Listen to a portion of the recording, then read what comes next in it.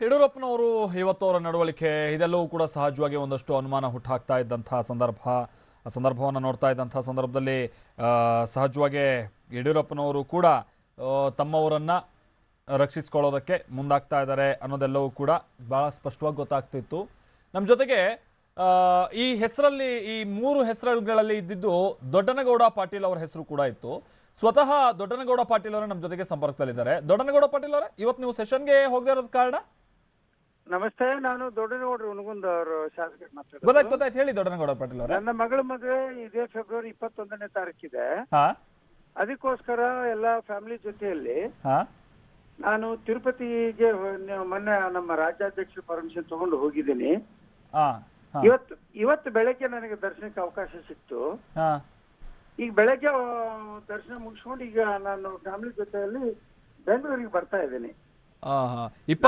ನಮ್ಮ ರಾಜ್ಯಾಧ್ಯಕ್ಷ 21ನೇ ತಾರೀಕಿದೆ, ಇದೇ ಫೆಬ್ರವರಿ 21ನೇ ತಾರೀಕು ಮಗಳ ಮದುವೆ ಇದೆ. ಅದಕ್ಕೋಸ್ಕರ ದೇವ್ರ ದರ್ಶನ ತಗೊಂಡು ಬರ್ಬೇಕು ಅಂತೇಳಿ ಎಲ್ಲಾ ಫ್ಯಾಮಿಲಿಯವರು ನಾವು ಬಂದಿದ್ವಿ. ಮನೆಯವರೆಲ್ಲರೂ 2 ಗಾಡಿ ಜನ. ಅಲ್ಲೇ ನಾ ಕರ್ನಾಟಕ ಭವನದಲ್ಲಿ ಇಳ್ಕೊಂಡಿದ್ದೆ ನಾನು ತಿರುಪತಿಯಲ್ಲಿ. ನಮ್ಮ ಕರ್ನಾಟಕ ಭವನದ ಸಿಬ್ಬಂದಿನೇ ನನಗೆ ದರ್ಶನಕ್ಕೆ ಅವಕಾಶ ಮಾಡಿಕೊಟ್ರು ಇವತ್ತು ಬೆಳಗ್ಗೆ. ಆ ದರ್ಶನ ಮುಗಿಸ್ಕೊಂಡು ಈ ತಿರುಪತಿಯಿಂದ ನಾನು ಬೆಂಗಳೂರಿಗೆ ವಾಪಸ್ ಬರ್ತಾ ಇದ್ದೀನಿ. ಸದನ ತಪ್ಪಿಸೋ ಪ್ರಶ್ನೆ ಇಲ್ಲ, ಅನಿವಾರ್ಯವಾಗಿ ಬಂದಿದ್ದೆ. ಈಗ ನಾನು ಆ ರಾಜ್ಯಾಧ್ಯಕ್ಷರ ಗಮನಕ್ಕೂ ತಂದು ಹೇಳ್ಬಿಟ್ಟು ಅವ್ರ ಪರ್ಮಿಷನ್ ತಗೊಂಡೆ ನಾ ತಿರುಪತಿಗೆ ಹೋಗಿದ್ದು. ಯಡಿಯೂರಪ್ಪನವ್ರು ಏನಾರು ಹೇಳಿದ್ರ ಇಲ್ಲ ಮೊದಲನೇ ದಿವಸ ಬರ್ಬೇಕಪ್ಪ, ಸ್ವಲ್ಪ ನಂಬರ್ ಗೇಮ್ ಎಲ್ಲ ನಡೀತಾ ಇದೆ ಈ ಕಾರಣಕ್ಕಾಗಿ ಅಂತ, ಅಥವಾ ಪರ್ಮಿಷನ್ ಕೊಟ್ಟಿದ್ರ? ಹೆಂಗೆ ಕತೆ? ಇಲ್ಲಿ ಪರ್ಮಿಷನ್ ಕೊಟ್ಟಿದ್ರು. ಪರ್ಮಿಷನ್ ದೇವಸ್ಥಾನಕ್ಕೆ ಅಂತ ಹೇಳಿದ್ದೆ. ನಾನು ಫ್ಯಾಮಿಲಿ ಜೊತೆ ಹೋಗ್ತಾ ಇದ್ದೀನಿ ಸರ್, ನಾನು ಮುಗಿಸ್ಕೊಂಡು ಬರ್ತೇನೆ ಅಂತ.